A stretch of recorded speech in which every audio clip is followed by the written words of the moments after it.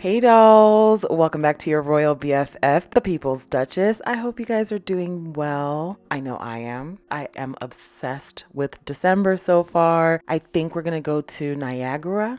Kind of last minute plans. I know I'll be in the area, but I'm not sure yet. So finalizing that. Hope you guys are all having a wonderful December as well. Let's start with some housekeeping. Meghan, the Duchess of Sussex, has released a new teaser for As Ever, something for tomorrow. I don't know. It looks beautiful. The packaging looks like the journals that she's already released alongside the holiday special. There's a journal, like a leather bound journal that looks like what this is, but who knows? Who knows what the Duchess of Sussex has up her sleeve? Whatever it is, I am so excited, as I was when I saw this holiday collage for December. And of course, the drop was just beautiful. The post was beautiful. I mean, look at this aesthetic.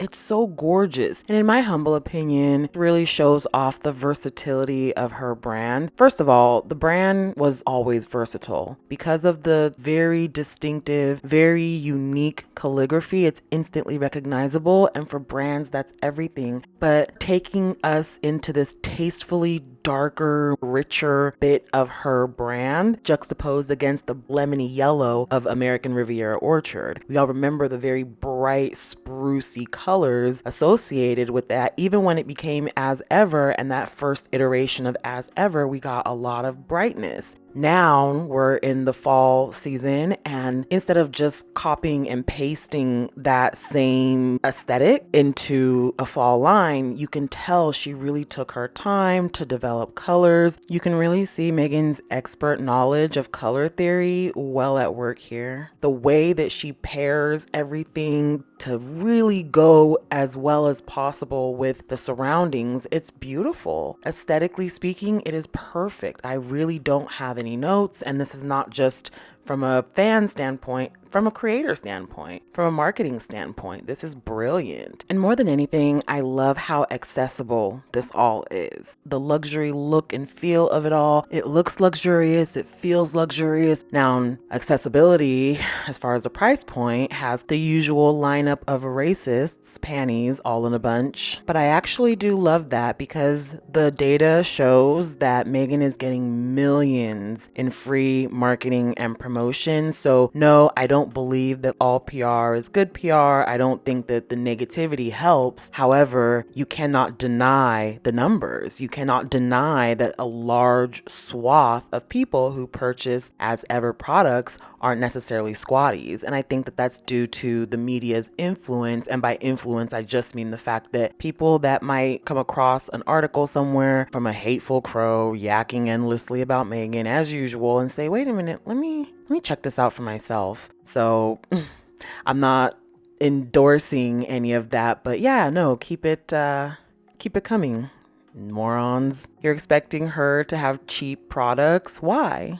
You don't like her. Why do you want her products to be cheap? For who? For you? Don't you want us to bankrupt ourselves buying these expensive products? Isn't that a better idea? I don't know.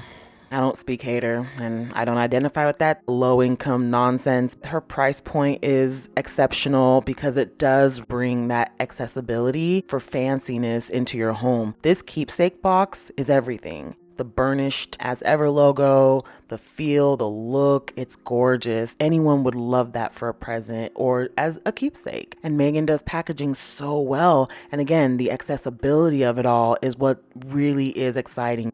In the world of luxury, these are on the affordable side. So, with love, Meghan, the holiday special. Oh, and wasn't it special? Now, y'all know I'm not like a big Christmas person, but I had to make a special exception for Meghan's holiday special. And she did such a beautiful job. Loved the family feeling. Obviously, her children were at the core of most of the activities. But what I loved the most were the tips and tricks. She always gives really solid, like DIY DIY stuff. I'm still using those lavender bath bombs. I'm still using the lavender towels. I'm still making the satchels. I'm still making the sun tea. I'm still really loving the recipes and tips and tricks that she gave. But this particular set of tips and tricks to make things a little bit extra fanciful for the holidays, like the wax sealing, the Japanese scarf gift wrapping method, everything she showed us in this special wasn't just gorgeous. It was that much more accessible to the average person. You're not just dealing with these grandiose holiday decorations and chores essentially that you have to do as the host.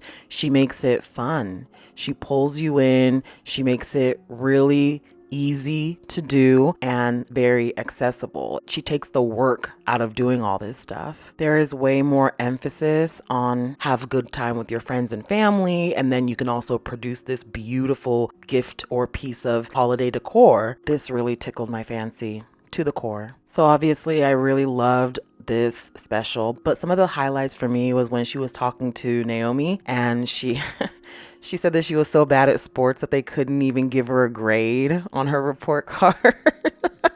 Like the teacher just wrote not applicable instead of like F or D or anything. That was hilarious. The crudité wreath was another favorite of mine. The idea to have all the greens on the plate organized in a wreath and then using like pomegranates or tomatoes to garnish them and make them look like ornaments.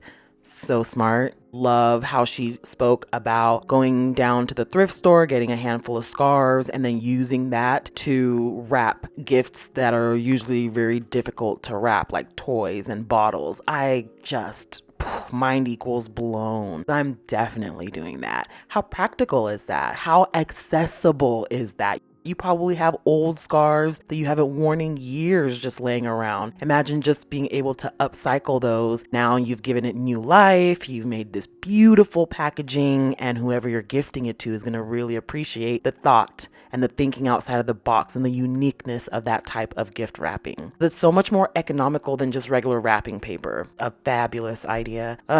This was a really good one, guys.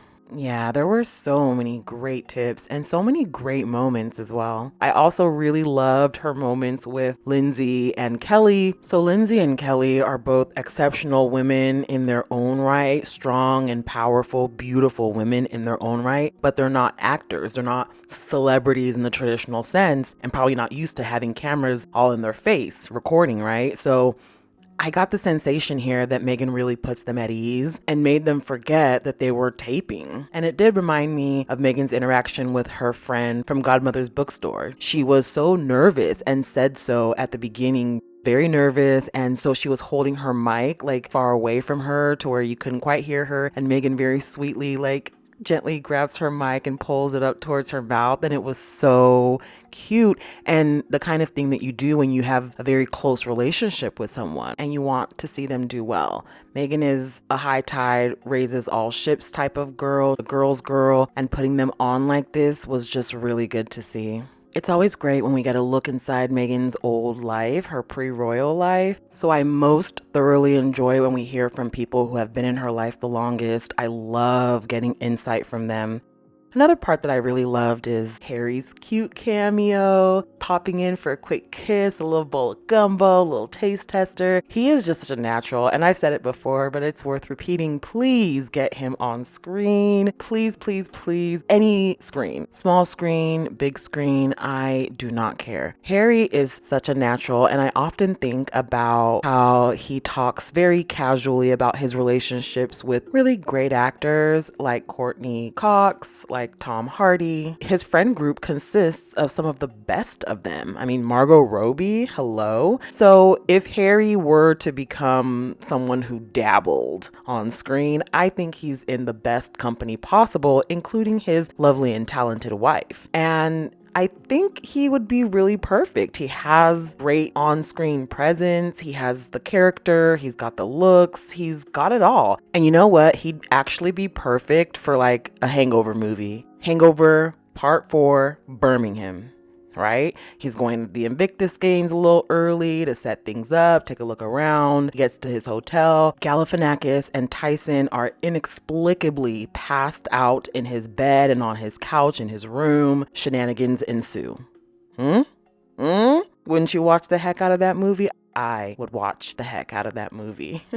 And the man's got natural, excellent comedic timing. When he was talking about Doria's gumbo and how he likes it before she puts the fish in, and when he tasted Megan's spicier version of that gumbo, how it feels like it's puncturing through the top of his head. He wasn't sure the chef's version was as good as his mother-in-law's, but certainly close. So he's charming, he's funny, he's all the things. One of my favorite things that Harry has ever done was that conservation PSA when he was wearing his girl dad shirt, getting grilled by those agents. It was just naturally funny. He didn't even have to try. He was just that good and that natural in front of the camera. It was so funny. That and then the Iron Man challenge. Every time he pops up on screen, he delivers. Yeah, so he'd make a really good actor, but I also really love the way he speaks about Doria. He regards her so highly, and it is lovely. And Harry has spoken several times about how much he loves Doria, how great she is. You really get the sense that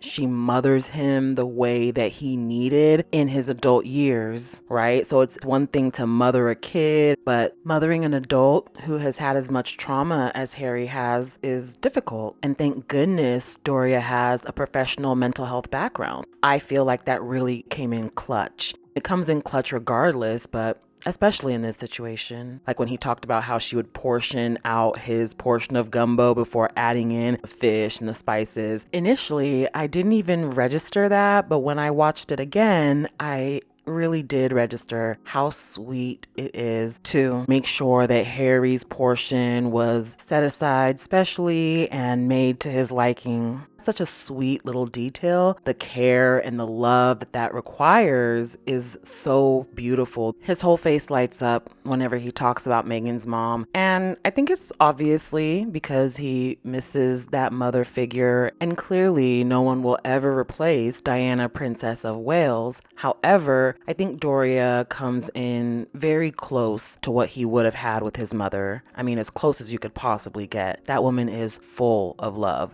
Look at who she raised. So he was loving on her mama. I really enjoyed the special. It was just so vibrant and warm and fun. I am beyond obsessed with the tips and tricks this time around. The arts and crafts are exquisite. The wax melts to seal your envelopes. I'm doing that.